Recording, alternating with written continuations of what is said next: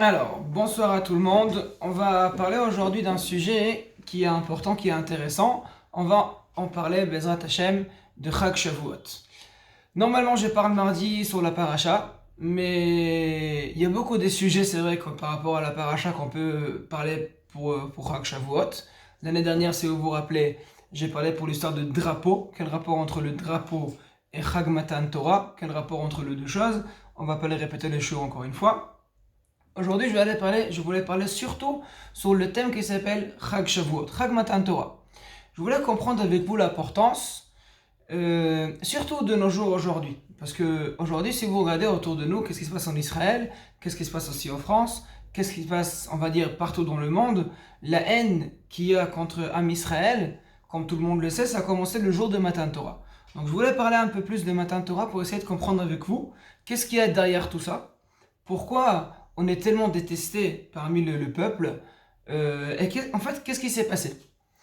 Avant que je commence, juste, j'aimerais bien vous préciser que cette année, c'est un anniversaire spécial, si vous êtes au courant. En fait, le 3, c'est-à-dire, Hachem, il a donné au Ham Israël la Torah il y a 3333 ans.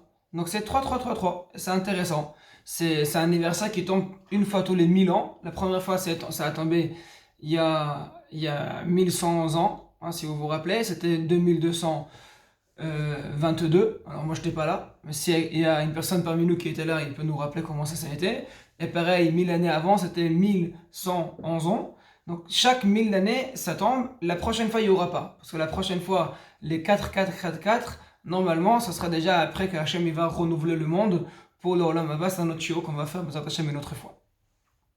Donc, je dis que c'est intéressant parce que c'est un anniversaire qui est différent. Si on regarde un petit peu de chez nous, il y a plusieurs fois la notion de 3. C'est écrit que la Torah, elle a été donnée triplée, Meshulechet. Pourquoi? Il y a Torah, Nevi'im et Ketuvim. C'est écrit aussi que le peuple d'Am Israël, il a plusieurs fois la notion 3. Kohanim, Leviim, Israélim. Il y a aussi nos ancêtres, c'est Abraham, Yitzhak et Yaakov. Donc plusieurs fois, on retrouve cette idée de 3 fois. Et c'est intéressant de comprendre une fois, c'est quoi ce 3? Qu'est-ce qu'il y a dans le chiffre 3 qui attire tellement de choses, qui est si intéressant que ça? Donc on va essayer de comprendre, Bezrat Hashem, ensemble aujourd'hui, qu'est-ce qui se passe. Il y a une Gemara assez connue, la Gemara elle dit, Amar Rav Yosef, le jour de Shavuot, il faisait toujours une grande fête. Pourquoi? Il a dit, Iloulé Hayeyoma, s'il n'y avait pas ce jour-là, Kama Yosef Ika Beshuka. Combien de Yosef il y a dans le marché? C'est-à-dire, si jamais il n'y avait pas le jour de Shavuot, je n'étais pas différent du tout que les autres Yosef qu'on retrouve dans la rue.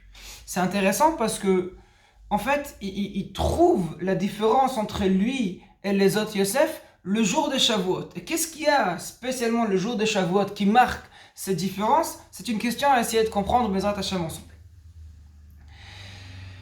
La Gemara, elle dit, il y a une grande marloquette dans la Gemara, est-ce que tous les Yom Tov, donc on est tous d'accord que Shabbat, il y a l'obligation à manger, il y a deux saudot à faire obligatoire, troisième reshoot, que même avec divrei Torah on peut être yotze, il y a Yom Tov, il y a une marloquette dans la Gemara, est-ce qu'il y a l'obligation de manger, ou pas? Il y a des poskim qui disent que pendant Yom Tov on mange, d'autres ils disent dans la Gemara que Yom Tov c'est kulol Hashem, c'est-à-dire on ne mange pas pendant Yom Tov du tout.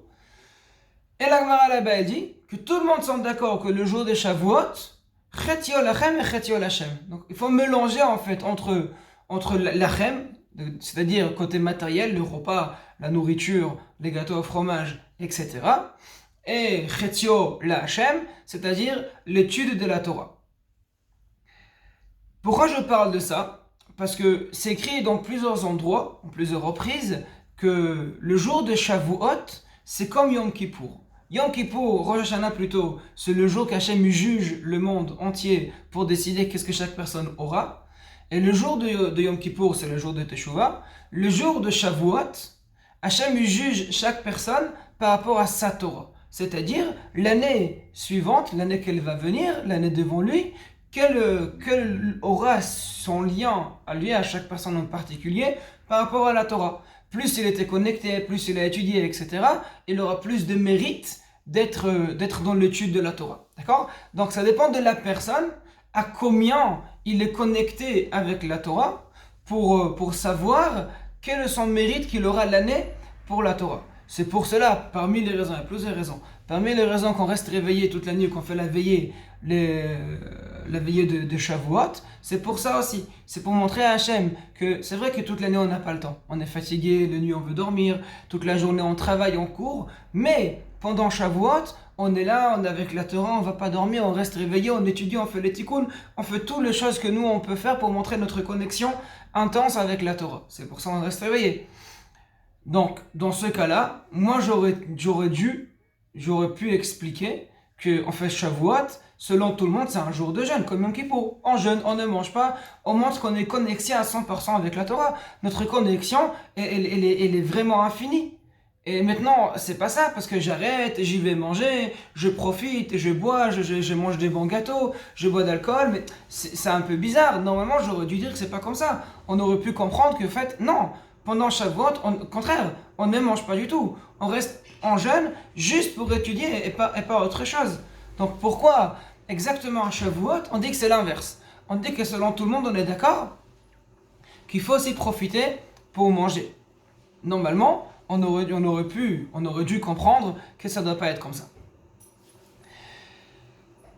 Je pense que d'abord, il faut comprendre c'est quoi Shavuot. Alors bon, on sait tout le monde que pourquoi on mange du lait et du miel pendant Shavuot, c'est parce que la Torah est nimshela le dvash vechalav, premièrement.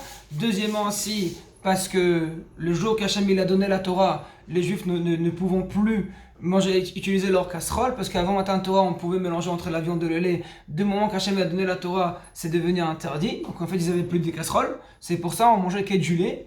Donc ça contredit les Tunisiens, là chez eux il n'y a pas de casseroles du lait, mais bon, c'est pas très grave. Donc on essaye de se rappeler de l'époque comme toujours, comme si on parle de Sukkot par exemple, on se retrouve dans la Soukha tout le monde. Bref, on mange du lait. Devash vechalav tachat leshonech. La Torah, elle nous rappelle toujours le lait et le miel. Le lait et le miel, si vous voulez, c'est des aliments qui sont souples, qui sont tendres. Que par contre, la viande, c'est des aliments, c'est la nourriture qui est plus dure, qui est plus constant. Si je mange de la viande, ça va prendre plusieurs heures pour digester, pour la digestion. Et si je mange de la viande, je dois attendre 6 heures avant que je mange du lait. Pourquoi ? Parce que pendant 6 heures, selon les avis, il y a une marloquette, selon l'avis qui concerne, pendant 6 heures, il y a encore la viande dans mon estomac, et si maintenant je bois du lait, j'ai fait un mélange entre la viande et le lait. Et c'est assourd. Pas mis la Torah bien sûr, sans mis des ravanan, mais ça fait un sort de mélange. Par contre, si je bois du lait, j'ai pas besoin d'attendre du tout. Je peux boire de l'eau, rincer ma bouche et directement manger la viande. Il y a une choumra d'attendre 1 heure selon le zohar, mais on peut, si on a envie, je peux manger directement, selon la halakha. Donc, le lait et le miel, c'est plus tendre, c'est pour nous rappeler la Torah, que l'idée de la Torah, c'est être plus sympathique. La Torah, ça doit pas être une menace. La Torah, ça doit être une modèle de vie sympa pour que tout le monde suive dans une manière qui est plus sympathique et pas une manière qui est plus dure, qui est plus sévère. La Gemara, elle dit, le jour qu'Hachem il a donné la Torah, en même temps, il a encastré une sin'a, une haine énorme contre l'âme Israël. Et c'est de ça que je voulais parler. Il y avait une fois, j'ai entendu une histoire, il y avait un goy qui a vu des juifs assis dans la soukha pendant Sukkot. Donc il est rentré chez eux, il disait, mais qu'est-ce qui se passe ? Dans votre maison, il y a la clim, vous sortez dans la soukha, vous vous trouvez dans une cabane. Qu'est-ce qui s'est passé en fait ? Alors, la personne que la question a été posée envers lui, il a dit, qu'est-ce que je vais lui répondre ? Je vais lui expliquer que mes ancêtres, ils étaient en Égypte, ils sont sortis. Il va rien comprendre. Il va rien comprendre. Qu'est-ce que je vais lui expliquer ? Donc il a réfléchi un petit peu, il s'appelle Rav Aaron Levi, et il a dit, en fait, il a expliqué au goy que ses parents, ils n'étaient pas en Israël avant tout. Avant d'arriver en Israël, ils étaient dans un pays très pauvre. Et de jour à lendemain, il y avait un grand miracle qui se retrouve en Israël. Mais sur le chemin pour arriver en Israël, ils n'avaient pas où dormir. Donc ils dormaient dans des cabanes comme ça. Et depuis qu'ils dormaient dans des cabanes comme ça, chaque année, pendant 1 semaine, ils sortent de leur maison et ils se retrouvent dans une cabane juste pour montrer à leurs enfants, chers enfants, c'est pas que direct de souffrance, on est passé à une abondance. Il y avait une période au milieu. Et cette période-là, c'est important à se rappeler tout le temps. Et l'ego, il a dit, il était excité. Il dit, c'est incroyable, c'est tellement beau. C'est vrai, ça montre l'éducation aux enfants, l'importance, que rien vient facilement. C'est juste une question que je veux vous rajouter. Il y a combien de temps cette histoire que vos parents sont sortis, ils sont arrivés? Il a répondu, il n'y a pas si longtemps que ça. Il y a juste 3333 ans. Alors l'ego, il a regardé, il dit, je te crois pas. Il dit, comment ça tu me crois pas? Il m'a dit, si jamais c'était vrai, même National Geographic aurait fait un film sur vous. Et la question, elle est bonne, finalement. Regardez autour de nous. Nous, Baruch Hashem, il y a 3333 ans qu'on a reçu la Torah. Depuis ce temps-là, il y avait beaucoup de peuples que chaque année, chaque fois, chaque moment qu'ils avaient dans leur vie, la seule chose qu'ils ont essayé de faire, c'est détruire Am Israël. C'est tout. Pas autre chose. Ils ont essayé de détruire Am Israël. Tout le monde sont plus là. Et nous, on est encore là. Tout le monde ne sont plus là. Et nous, on est encore ici. Donc comment on peut le comprendre que finalement, on est le seul peuple qui est toujours ici, que on est le plus détesté du monde. Si vous regardez, dans toutes les générations, il y a quelqu'un qui veut tuer les juifs. Toutes les générations. Génération par génération, regardez derrière, il y a toujours une personne, un peuple qui veut tuer les juifs. Et malgré ça, on est là, on est en vie, on est en train d'étudier la Torah, on est en train d'enseigner, on est en train d'éduquer nos enfants. Et c'est intéressant de comprendre d'où cette force d'Am Israël vient. Comment c'est possible que nous, Am Israël, on est encore là, bien que les autres, ils ont essayé de nous exterminer jusqu'au bout, sont plus là. Pour essayer de comprendre, je pense qu'il faut d'abord essayer de comprendre pourquoi en fait le peuple, tout le monde, déteste Am Israël. Il y avait un jeune qui tournait beaucoup, et il était une fois voir un rave en disant, j'ai une question à vous poser. Ça fait près de 20 ans que je suis en Inde, et je mange comme les Indiens, je vis comme eux, je danse dans la même musique qu'eux ils dansent. Chaque fois que je croise un Européen qui me demande d'où je viens, et je lui réponds que je viens d'Israël, le tempérament il change tout de suite. C'est pas le même convocation comme avant. On sent que dans l'air, il y a quelque chose qui empêche. Et je comprends pas pourquoi. Et la réponse, elle est très difficile et en même temps très simple. Si maintenant je prends la nature, d'accord? Regardez autour de nous. Si maintenant on va dans la savane, il y a un lion qui a faim. Et quand il a faim, qu'est-ce qu'il fait? Il cherche un animal, il cherche un cerf par exemple, il fait un coup de poursuite. Après, on va dire, un bon quart d'heure, 20 minutes, il a attrapé un cerf. Juste avant qu'il mange le cerf il se met à pleurer. Et il lui dit, mais comment tu manges maintenant aujourd'hui? Tu sais, c'est mon jour de mon anniversaire, mais comment t'as pas honte? Et mes parents, ils vont avoir de la peine pour moi, mais je t'ai rien fait. Selon vous, le lion, il va s'arrêter ou il va manger quand même? On n'a jamais entendu, alors ça arrive, j'imagine que si vous regardez sur YouTube, vous allez trouver que de temps en temps, il y a un lion qui avait de pitié contre un animal. Mais en grand, un lion qui a faim, il mange. Un tigre qui a faim, il mange. Il n'y a même pas une question. La nature, elle est cruelle. Il n'y a pas de pitié dans la nature. Hitler, avant de sa disparition, juste avant qu'il s'est suicidé, il a écrit une petite lettre. Juste avant. Et il a écrit, je sais que le monde entier va me détester. Je sais. Maintenant. Mais je sais que dans 10 ans, tout le monde va me remercier. Pourquoi? Parce que grâce à moi, le peuple juif va disparaître. Si je peux comprendre, avant Hitler, il y avait 17 millions de juifs dans le monde, et après Hitler, il y en avait 11 millions. Donc c'était un coup qui était presque sûr que les juifs, ils vont faire faillite. Il n'y aura plus. Au Hashem est avec nous, donc on a réussi à surmonter. Mais lui, il était sûr à 100% que c'est fini pour les juifs, c'est terminé, il n'y a plus de juifs dans le monde. Et il a écrit là-bas en expliquant pourquoi en fait il a fait tout ce qu'il a fait. Et il a dit les juifs, dans 2 choses, on ne peut pas les accepter. Premièrement, ils abîment le corps humain, la Brit Mila, circoncision. Hachem lui donne, il n'a pas dit Dieu, mais il dit on a un corps parfait, et à la place de garder le corps parfait, il coupe une partie intime que c'est inacceptable, premièrement. Et deuxièmement, il a dit que les juifs, c'est eux qui ont amené la conscience. Si les juifs, avant que les juifs ils étaient là, il n'y avait pas de conscience. C'est les juifs qui ont amené la conscience. Et il explique, c'est pas pour rien. C'est-à-dire, finalement, même les êtres humains, ils devaient être comme les êtres vivants. C'est-à-dire, celui qui est fort, c'est lui qui gagne. Celui qui est pas fort, c'est lui qui perd. C'est-à-dire, un grand peuple fort, c'est lui qui reste, c'est lui qui domine. Un peuple qui n'est pas fort, il va pas rester, il va disparaître. Les Juifs, ils ont mis la conscience dans ce monde en disant qu'il faut avoir des pitiés envers des personnes plus fragiles. Donc il dit Hitler, attention. C'est-à-dire, eux, ils sont plus fragiles. Donc, ils ont instauré cette idée qui s'appelle la conscience. Comme ça, on aura des pitiés sur eux, d'eux. Et quand maintenant, on va les tuer, on va pas être tranquille. Parce qu'on aura de la peine. On a des pitiés. C'est pour cela qu'il faut les exterminer entièrement. C'est-à-dire que si on va mettre les Juifs à part, d'accord? On va mettre les Juifs à part un instant, il n'y a pas de conscience. Chaque personne, il peut faire comme il a envie. Il y a des lois à respecter, bien sûr, mais il n'y a pas de conscience. Donc si une personne lui tue, parce qu'il a envie de tuer, il a tué, c'est pas grave. Il peut le faire.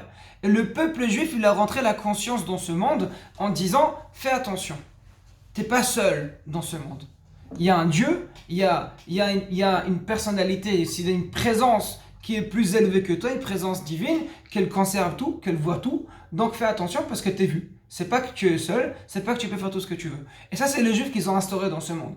Mis à part les Juifs, c'était pas là. Je pense que j'ai pensé une fois, si jamais maintenant on va dire, ok, on accepte. Nous les Juifs, on abandonne. Maintenant, est-ce qu'il paraît que dans l'espace, ils sont en train de construire des villes, ils veulent construire des villes, on va dire que nous les Juifs, on va prendre une décision tous ensemble, on va quitter cette terre-là, et on va aller habiter dans l'espace. Par contre, tout ce qu'on a amené à ce monde-là, on prend avec nous.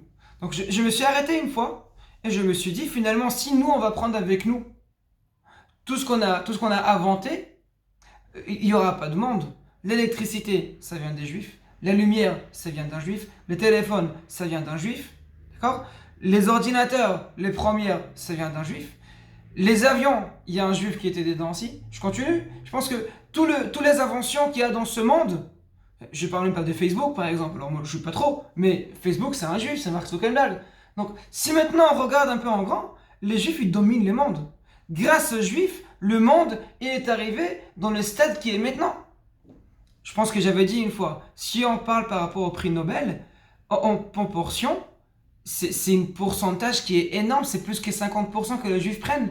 Bien que les Juifs, ils ne font même pas 0,01% du population du monde. C'est-à-dire que la force des Juifs est énorme.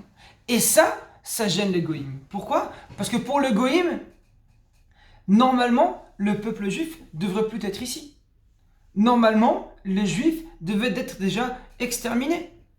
Et ils sont encore là, malgré tout ce qu'ils font contre nous. Et chaque génération, si vous regardez, il y a quelqu'un qui veut nous exterminer. Il y a quelqu'un qui veut nous tuer. Maintenant, en train de parler avec vous en Israël, il y a le balagan total. Les Arabes, ils essaient de tuer les Juifs. Alors bien sûr, ils vont les présenter ici que c'est les Juifs qui tuent les Arabes. Mais dans la vérité, on le sait très bien. Les Arabes, ils essaient de tuer les Juifs. Donc chaque génération, il y a ça. Et malgré ça, on est là, en train d'étudier la Torah. Cette force, elle a été donnée pendant le jour de Shavuot. Pourquoi? La réponse, c'est dans la question. En fait, la conscience que les goïms, ils aiment tellement pas, c'est ça qui nous avait protégés pendant toute cette génération. Je pense que j'ai parlé plusieurs fois déjà, je vais les répéter encore une fois. On a parlé dans Sefer Kuzari. Sefer Kuzari, le roi de Khuzar, il appelle un philosophe pour lui poser la question, dis-moi, qu'est-ce qui se passe dans ce monde? Alors, le philosophe, il commence en disant, c'est sûr qu'il y a une force divine dans ce monde. Ah, c'est sûr, certain. Parce que s'il n'y avait pas une force divine, comment tout ce monde parfait, il est là. Par contre, cette force divine, elle n'est pas exprès ici. C'est pas que Dieu, il a créé le monde exprès, pas du tout. Ça a été fait par hasard.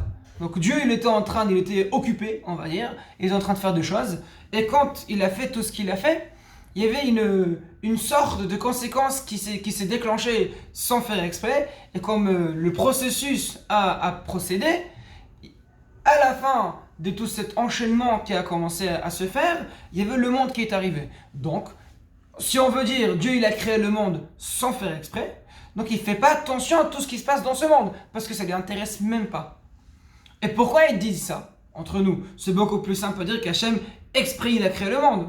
Mais si Hachem il a créé le monde exprès, c'est pas pour rien. Il faut poser la question, pourquoi il a créé ce monde? S'il a créé ce monde, forcément, il a des intérêts, il a des envies, il demande quelque chose, il veut que nous en fassions quelque chose aussi. Donc si jamais il y a une personne, il y a une personnalité, une présence qui a créé ce monde exprès, il faut comprendre pourquoi, qu'est-ce qu'il veut gagner dans ce monde.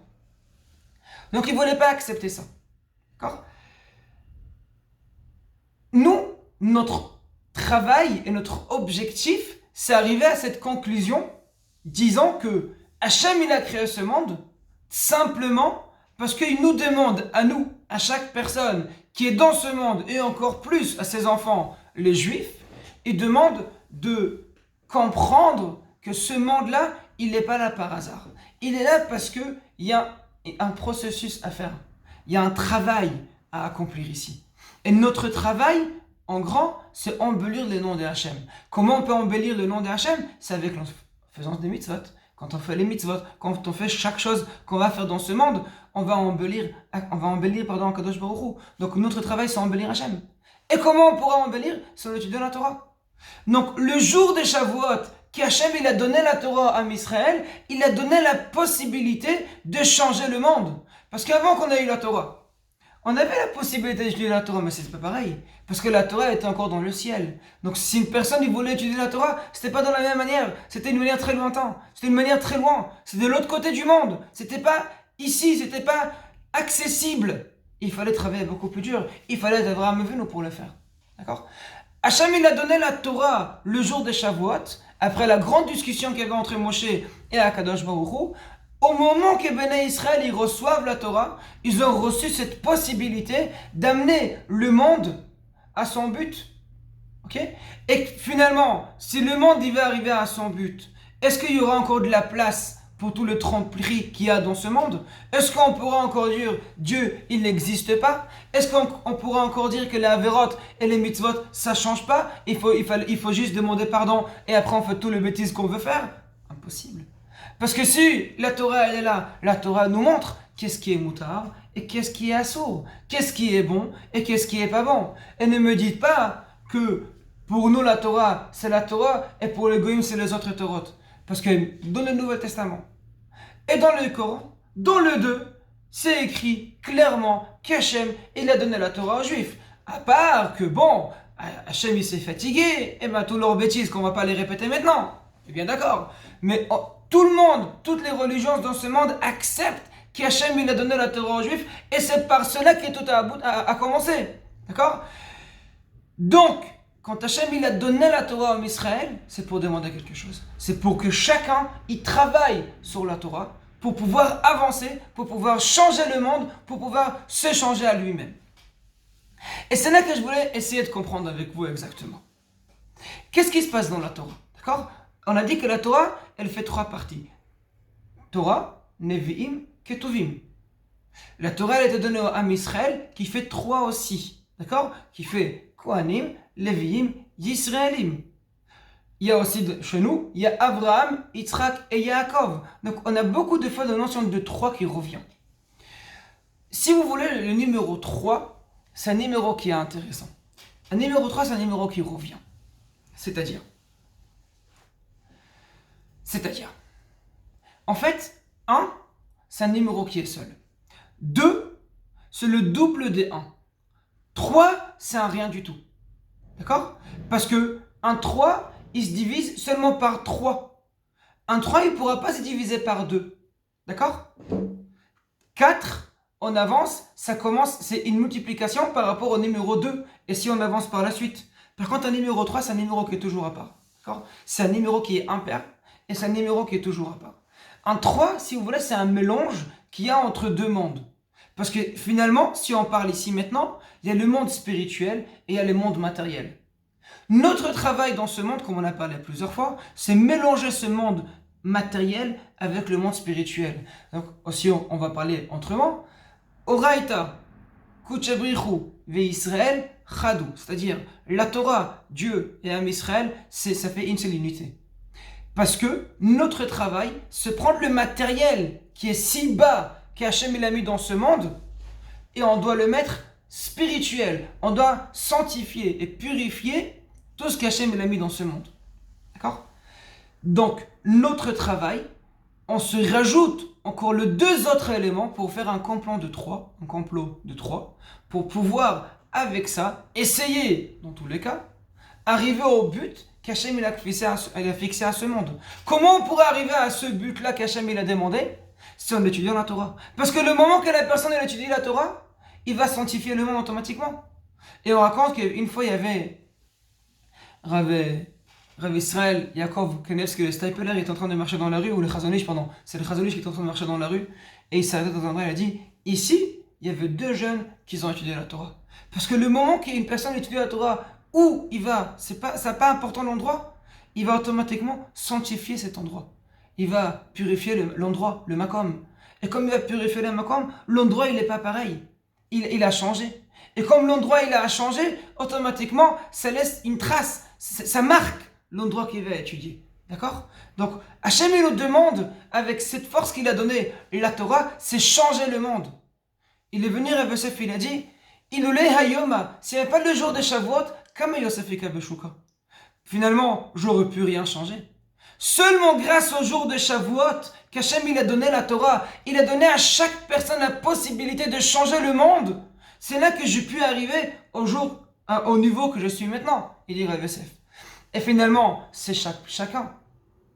Et c'est pour cela qu'on nous demande manger à Chag Shavuot. Parce que c'est pour dire à chaque personne, faites attention. La Torah, c'est pas juste pour étudier, c'est pour l'appliquer. La Torah, c'est pour étudier et le garder en étude. La Torah, c'est pour rester à l'intérieur tout le temps. Ça, c'est la Torah. La Torah, c'est pas prendre la Torah et le laisser dans le placard. Quand il y a des gens qui posent des téphilines dans leurs mains et il y a d'autres qui posent des téphilines dans leur armoire, dans leur placard. Non, c'est pas ça. Mettre la téphilines, c'est le poser sur mes mains, comme la Torah elle a dit. La Torah, c'est pas pour faire un beau Aron Kodesh et le laisser à l'intérieur. C'est pas pour faire un beau Echal. Non. La Torah, c'est pour l'appliquer. La Torah, c'est pour étudier. La Torah, c'est pour travailler. La Torah, c'est pour comprendre qu'est-ce que la Torah et où la Torah, elle veut t'amener. Et la Torah, elle te demande, mange comme il faut. Mange kasher, avec des brachot. Bracha Rishona, Bracha Achona, mange pour la mitzvah, mange pour embellir la Torah, mange pour tout ce que tu veux faire. Pourquoi? Simplement pour faire les mitzvot. Donc c'est le jour de Shavuot que c'est mélange entre le monde matériel et le monde spirituel qui a commencé. Donc il faut manger. Pourquoi? Il faut profiter. Parce que le jour de Shavuot, c'est le jour qu'on peut arriver à ce mélange de matériel et spirituel et travailler le plus avec. Parce que notre but, c'est pas prendre que le spirituel, c'est l'inverse, c'est sanctifier le matériel et avec ça avancer dans le monde pour pouvoir embellir la Torah, pour pouvoir embellir Akadosh Baruch Hu. C'est pour ça le jour il est différent. Et ça c'est notre travail pendant le jour de Shavuot. Donc, si on veut, le jour de Shavuot il a mis plusieurs choses en même temps en place. Il a mis premièrement en place, il a mis une haine. Une haine qui est énorme, une haine contre le juif. Pourquoi? Parce que le juif, si vous voulez, c'est la conscience du monde. Et on n'a pas envie, les goïms ils veulent pas, ça leur embête. Ça leur embête. La présence judaïsme, ça leur embête. Parce qu'ils peuvent pas faire tout ce qu'ils veulent. Ils peuvent pas. Il y a la conscience qui dit attention. C'est pour cela les goïms ils demandent encore plus de juifs. Et des fois c'est un absurde. Tu vois deux peuples qui sont en train de détruire des villages entiers. Et si un soldat israélien il a frappé un arabe, il saute en l'air. Mais les Israéliens, mais comment vous osez? Et vous faites 10 fois plus. C'est simple. Notre présence, ça leur embête parce que ça leur met la conscience qu'ils veulent pas.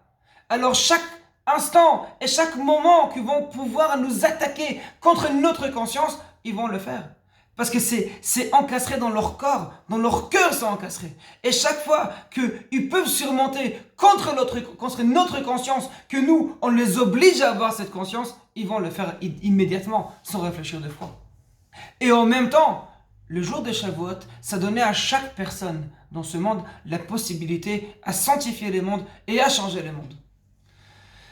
J'espère qu'on pourra profiter de sa Shavuot cette année pour pouvoir vraiment changer le monde, changer chaque personne de sa personnalité, comprendre que le plus important qu'il y a dans ce monde c'est la Torah, c'est pas autre chose. Le plus important c'est étudier la Torah, c'est pas vraiment tous les autres, c'est des bêtises, Le plus important c'est étudier, c'est rester à l'intérieur et c'est essayer de travailler, comme on dit chaque matin, la asok b'divrei Torah, que notre travail, notre business, tout ce qu'on fait, ce sera l'étude de la Torah, Bezrat Hashem.